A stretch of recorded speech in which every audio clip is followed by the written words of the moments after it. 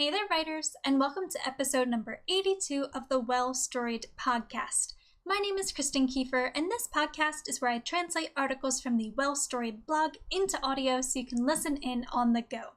If you don't know, Well-Storied is where I share articles and resources that help writers craft sensational novels and build their very best writing lives. Today, as we often do on Mondays, we are diving back into the blog archives to cover an oldie but a goodie, this time as part of our editing and revising series here on the podcast and over on the blog.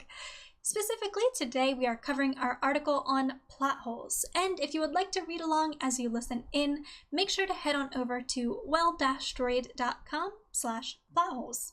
Now, without any further ado, let's dive in.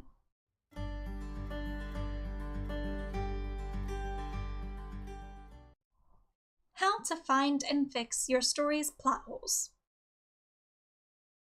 When spending so much time working on our stories, it can be difficult to see the forest through the trees. This is a phenomenon we discussed in our recent episode on the importance of gaining objectivity as we edit. That's episode number 80 for you. When we're in the thick of revising our stories, we may find ourselves so focused on all the little details that we want to improve that we fail to see some of our story's biggest weaknesses. And the biggest of all, perhaps, are plot holes. What are plot holes exactly? And how can you find and fix them throughout your manuscript? Let's break down everything you need to know in today's episode, writer. First of all, what are plot holes, you ask?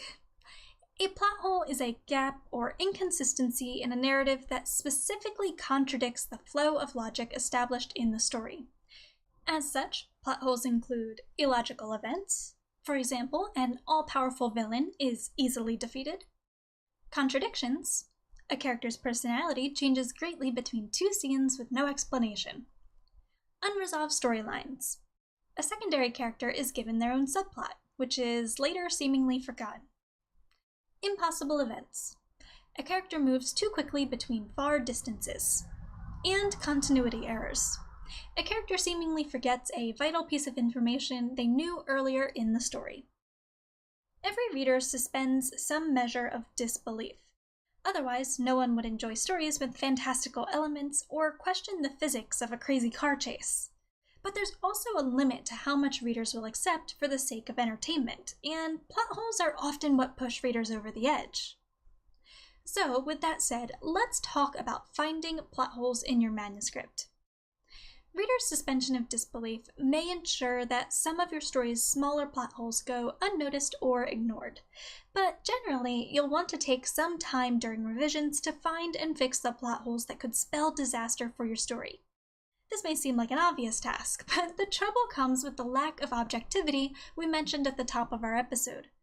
As writers, we're often so caught up in the details that we fail to see these big picture plot holes for ourselves, which is exactly what leads us into the first of several tips for seeking out your story's inconsistencies and illogical events. Tip number 1, edit with objectivity. The surest way to catch plot holes when revising is to first take some time to gain a little objectivity, to step away from your manuscript in order to review it later with fresh eyes. We talked about even more tips for gaining objectivity in our recent podcast episode number 80, so make sure to check that out for far more information on working with objectivity. On to tip number 2, however, and that is to draft with intention. Every writer's pre-writing process will look a little different, so don't feel pressured to outline your novel scene by scene before writing if doing so doesn't work for you. Generally speaking, however, the more you develop your story before writing, the better your chance of catching plot holes early. For more guidance as you pre-write, make sure to check out the Pre-Write Project or read through our article on developing your story in 11 simple steps. I've included links to both of these items in today's episode transcript at well-storied.com/plotholes. Tip number 3, examine your plot.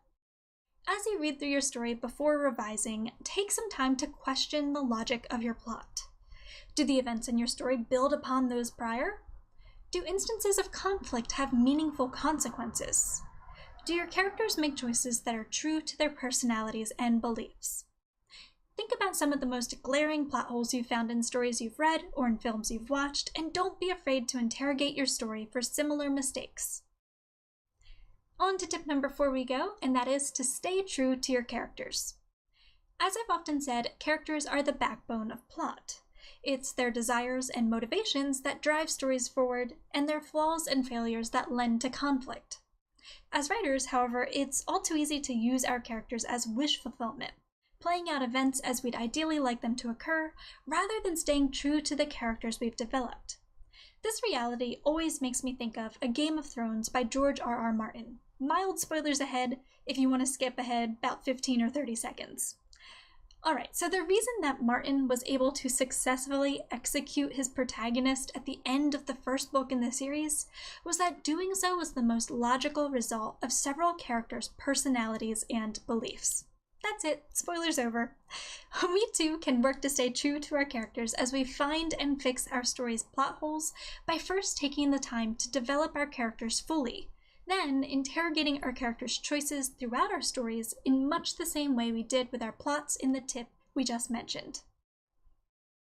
Now for tip number 5, create a subplot checklist. It's surprisingly easy to drop small subplots as we write, especially in stories with multiple points of view and complex storylines.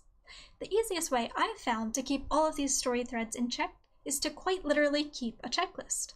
Every time I introduce a new plot or character arc, I write it down in a document called Story Threads, which I then review as I write and edit to ensure I haven't accidentally created any plot holes.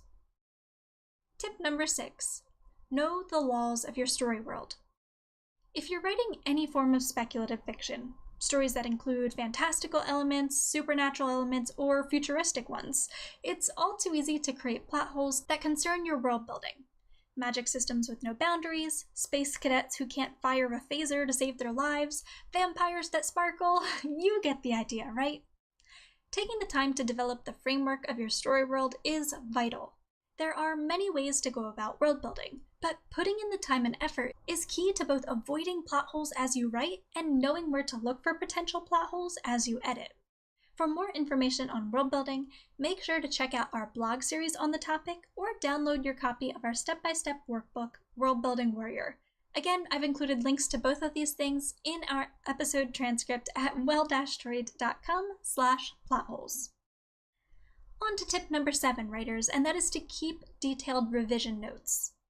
You may patch up many plot holes as you revise, but even the smallest of changes to your plot, characters, or world building can result in a butterfly effect that only creates more plot holes.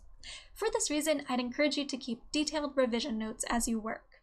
Once you've finished a new draft, review the changes you've made and identify any potential problem areas in your story. Take a few weeks break to regain your objectivity, then work through your story once again to catch any new plot holes you may have created. Tip number 8, work with beta readers or an editor.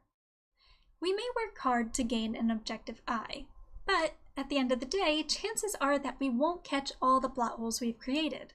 We're simply too close to our work. This is where the aid of beta readers or a fantastic editor can come into play. Bringing a manuscript to life is far more of a group effort than you may at first realize.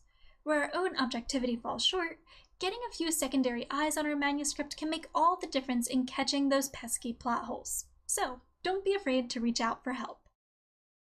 Now, we've talked about all the different ways to find our story's plot holes, but how can we go about fixing them? Unfortunately, there is no easy solution for patching up every plot hole you encounter, and in most cases, slapping a band-aid over them won't work either. Granted, some plot holes may be explained away with a few crafty lines of exposition, but in most cases, fixing plot holes will likely force you back to the drawing board. Restructuring plots, deepening characters' development, reviewing themes and character arcs, and even reshaping our story worlds. None of this is easy, yet it's all too often required of us as we work to fix the plot holes we've created. For the sake of our stories, we must be willing to put in this hard work. Even when we do discover seemingly simple fixes for our plot holes, it's worth asking whether the simple fix is the best fix. We must always work to serve our stories, to craft the very best versions that we can. This work isn't always pretty, and it's certainly not often fun, but it's worth the effort when we have a truly phenomenal tale to share with the world.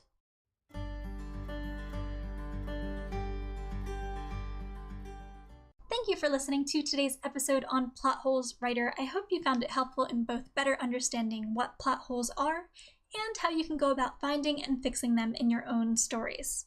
If you enjoyed today's episode, make sure to subscribe for more. We are currently hosted on SoundCloud, YouTube, iTunes, and the podcast app, and the well-storied website. So wherever you prefer to listen in, make sure to go ahead and subscribe there. As well, if you can take a quick minute to rate or review or like if you're on YouTube, any of that really helps the podcast grow and gain more visibility, and I'm forever grateful for that. So thank you very much.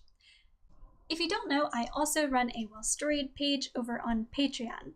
Patreon is where you can pledge a small amount each month to help support your favorite creators. And if well-storied is one of your favorite websites, or if this podcast is something that you come back to time and time again, it would mean the world to me if you could come support well-storied on Patreon for as little as just $1 a month. If you would like more information and to get involved, make sure to head on over to patreon.com/well-storied. I'll leave that link for you in today's episode description as well. All right, thank you all so much for listening in today, writers. I can't wait to come back soon with another episode here on our editing series. But until then, wishing you all the best. Happy writing or happy editing!